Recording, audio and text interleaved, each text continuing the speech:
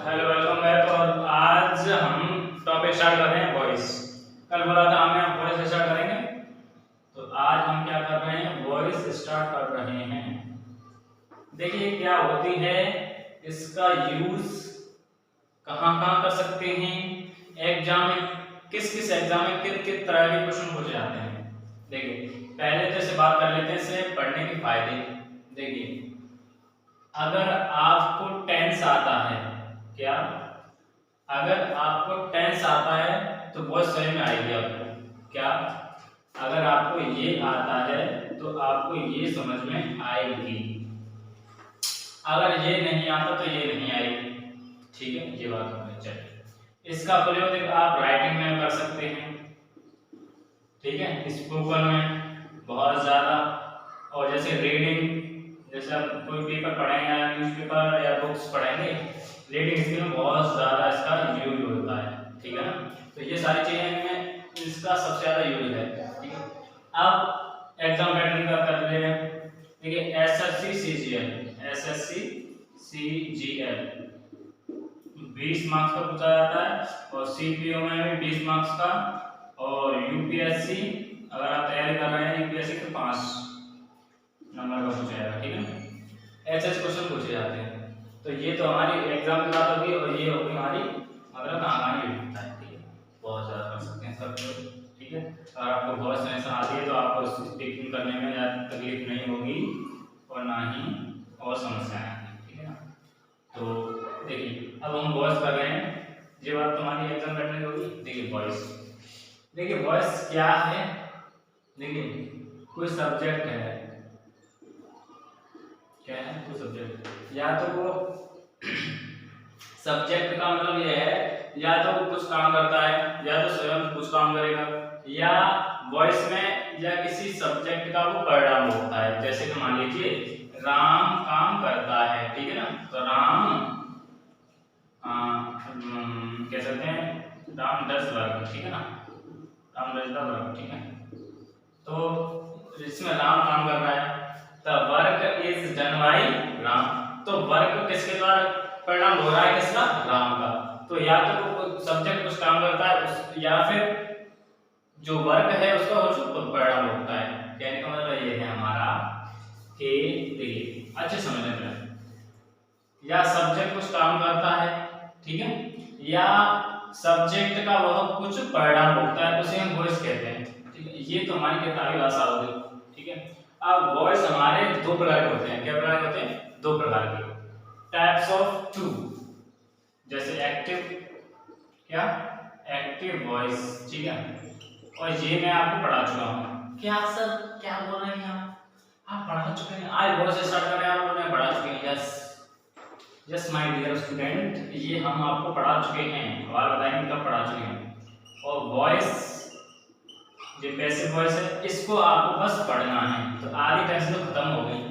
क्या कि active voice तो पढ़ा दिया, पढ़ भी लिया आपने, और ये रह गया जो आपने टेंस पढ़े थे ना, टेंस पढ़े थे वही तो एक्टिव हैं, और ये पैसे पढ़ना है। इतनी बात समझ में आ गई। ये तो मैं ऑलरेडी पहले करा चुका हूँ, ये होती है टेंस, वही तो एक्टिव है, इसका पैसे बनाते हैं, तो ये पढ़ना। देखिए मैं आपको इंग्लिश टू इंग्लिश पढ़ा रहा हूँ, ये वर्ड्स बहुत ज्यादा समझ में आएंगे। क्यों समझ में इसलिए आएंगे आपके, क्योंकि आपको टेंस अच्छे से आते हैं, ऐसा मैं मानकर चल रहा हूँ। ठीक है ना, और पैसे और ज्यादा सिंपल है, क्योंकि इंग्लिश टू इंग्लिश होती है सरल। ठीक है, सिंपल है। चलिए कुछ नियम और कानून की बात कर लेते हैं। कैसे, देखिए जो बच्चों वॉइस कुछ नहीं जानते हैं उनके लिए बेसिक से बता रहा हूँ, जो बच्चे जानते हैं उनके लिए भी मेरे पास कुछ है।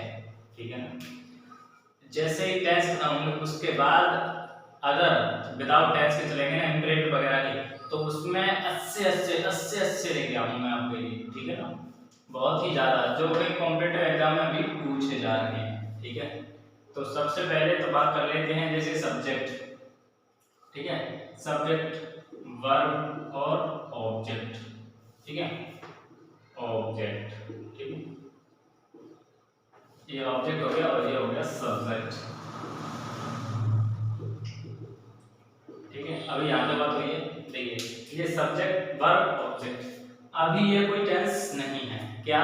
अभी यह कोई भी टेंस नहीं है। क्यों सर?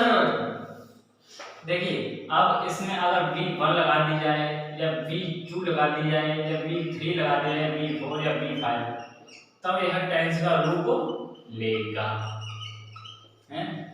अगर और इसमें जैसे मान लीजिए 3 या 4 मतलब कि V3 या V4 आया तो इसमें हेल्पिंग वर्ब भी आएगी या एक्सिलरी वर्ब कह सकते हैं आप, दोनों एक ही बात होती है। ठीक है, ये मैं आपको बता चुका हूँ ऑलरेडी शॉर्ट वीडियो में।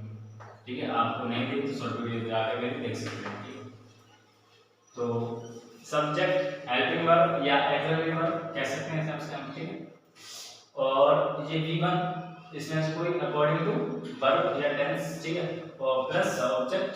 ठीक, इतनी बात हो गई। मान लीजिए हमारा कौन सा है, ये एक्टिव है। क्या है ये? एक्टिव। ये आपको दिया रहा होगा। ठीक है, ये आपको दिया होगा तो आपको क्या करना है? देखिए सब्जेक्ट टेक्स प्लेस ऑफ और subject takes place of object. देखिए ऑब्जेक्ट है वो सब्जेक्ट की जगह आएगा, सब्जेक्ट है वो ऑब्जेक्ट की जगह आएगा। बात समझ में? देखो ऑब्जेक्ट आ रहा है तो यहाँ वो क्या बन जाएगा? सब्जेक्ट का रूप लेगा। ठीक है, और जो सब्जेक्ट जा रहा है वो किसका रूप लेगा? किसका रूप लेगा? वो रूप लेगा ऑब्जेक्ट का। ठीक है, चलिए सर अब समझ आ गई। तो अभी एक चीज बताई कि सब्जेक्ट है वो ऑब्जेक्ट के लिए आता है, सॉरी ऑब्जेक्ट और सब्जेक्ट के लिए, और सब्जेक्ट है वो ऑब्जेक्ट के लिए। चलो ये बात तो हो गई। ठीक है, अब अकॉर्डिंग टू टेंस के हिसाब से आप एडजेक्टिव वर्ब आएंगे और इसकी एक पहचान होती है कि इसमें कोई झंझट ही नहीं है। आप आम बीच में V3 लगा दीजिए, बस रट लीजिए।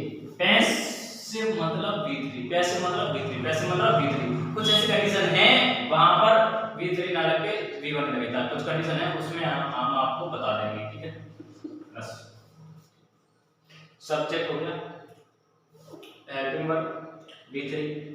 ठीक है, ऑब्जेक्ट से पहले बाय लगाना अनिवार्य है। बाय की जगह कभी बार आपका ऐड भी लग सकता है, विद भी लग सकता है।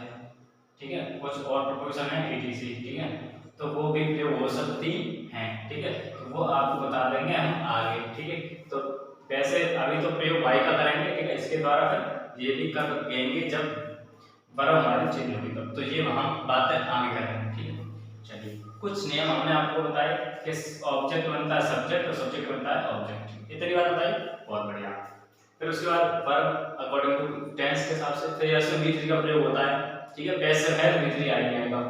उसके बाद बाय की जगह पे हम इनका भी प्रयोग करते हैं, लेकिन वह बहुत जो वर्ब के अकॉर्डिंग होगा। ठीक, अभी नहीं मैं बता दिया आगे के लिए। ठीक है, तो इसे हम आगे बढ़ाएंगे ना तो इसे रफ कर देते हैं। ठीक है, चलिए फिर सब्जेक्ट। चलिए ये बात तुम्हारे यहाँ पे क्लियर होगी। ठीक है, अब हम आपके लिए कुछ सिंपल जैसे कि मान लीजिए ऐसे को रफ कर देते हैं। ठीक है, उसके बाद बात करते हैं। ठीक है, चलिए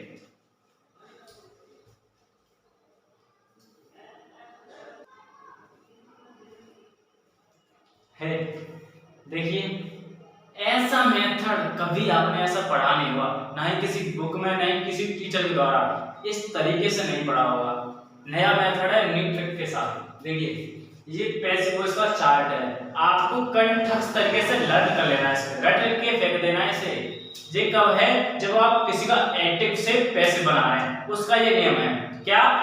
एक्टिव से जब पैसिव बना रहे हैं उसका ये नियम है। ठीक है, तो अच्छे से समझना है और लर्न करना है, याद कर लेना है। क्या क्या समझना है? देखिए जब आपका टेंस एक्टिव में, क्या एक्टिव में